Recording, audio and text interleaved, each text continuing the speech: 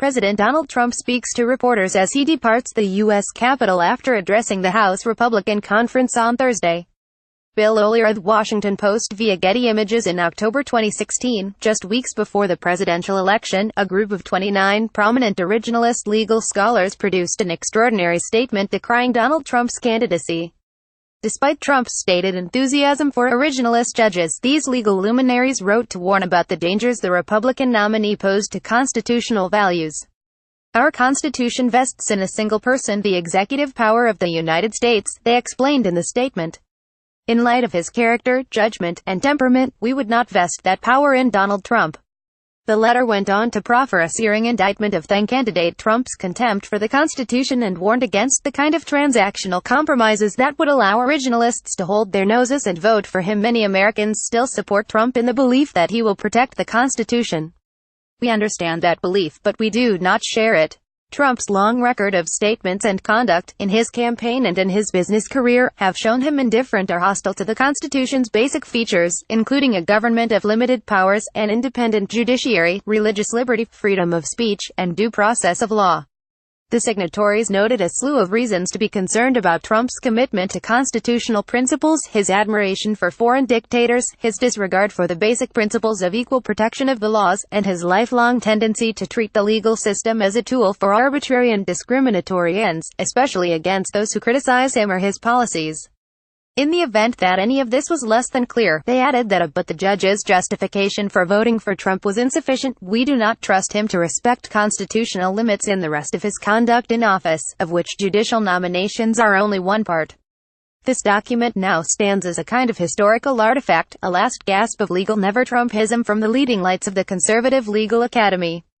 One of the signatories, Federalist Society co-founder and Northwestern University Pritzker School of Law professor Stephen Calabrese, told Fortune at the time that it would be a mistake for the conservatives to sacrifice principle just to fill a seat at the Supreme Court. "As important as the Supreme Court is," he said, "there are other things that are much more important, like defense and foreign policy, and Trump is by temperament unable to do a good job at these. Trump is impulsive, totally lacking in self-discipline, and petty and vindictive." 1 year later, at last week's Federalist Society conference, they were handing out stress balls with "but Gorsuch" printed on them. This month, the formerly Trump-adding Calabrese also floated a plan to allow Trump to pack the courts with judges of his choosing, to have the GOP-controlled Congress appropriate funds to increase the size of the lower federal courts. How big should the federal courts be? The optimal number of active circuit court judgeships is at least double the current number of 167 authorized judgeships, Calabrese says, and more likely between 2.5x and 3x the current number. Ron Klain points out that Calabrese is also proposing that Congress abolish 158 administrative law judgeships and federal regulatory agencies and replace them all with 158 Trump-selected judges. And all of this must be done before the 2018 elections. As Ian Millhiser observed, Calabrese's memo, which he co-wrote with recent Northwestern University Law School graduate Shams Herji, seems to advise members of Congress to argue that this court-packing plan is necessary for politically neutral reasons, such as overworked courts. That supposed rationale, however, isn't very convincing, given that the first page of the memo notes the goal of undoing the judicial legacy of President Barack Obama. The plan to double or even triple the number of federal judgeships feels like a hedge against a potential backlash to Trumpism when, if Trump gets booted from office, at least the courts will be stocked with Federalist Society true believers. Last year, but the judges wasn't enough of a justification to vote for Trump. Now it's the reason to reshape an entire branch of government.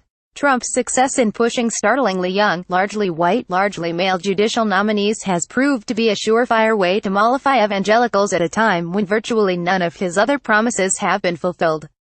As the president himself recently bragged, the judge story is an untold story. Nobody wants to talk about it. That has consequences 40 years out, depending on the age of the judge, but 40 years out. Join Dahlia Lithwick and her stable of standout guests for a discussion about the High Court and the country's most important cases. And so we get judges like Brett Talley, the 36-year-old rated not qualified by the American Bar Association, who forgot to disclose in his Senate questionnaire that his wife is the White House counsel's chief of staff.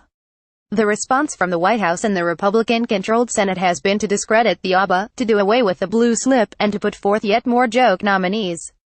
Why seat an experienced, thoughtful, conservative judge if you can put up adolescents and operatives? Last year, the originalist never-Trumpers told us they were playing a particular kind of long game, one in which the short-term benefits of having a Republican in the White House could not be allowed to outweigh the ramifications of electing an unfit president, even if it meant a massive win on judges. Now, this high-minded rhetoric has been tossed aside in favor of an entirely different long game.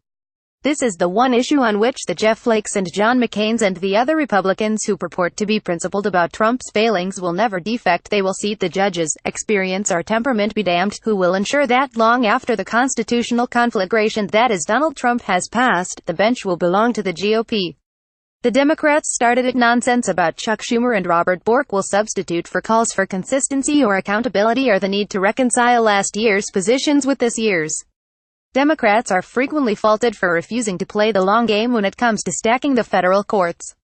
The never-Trumpers who've now decided they love Trump are playing that game and winning it.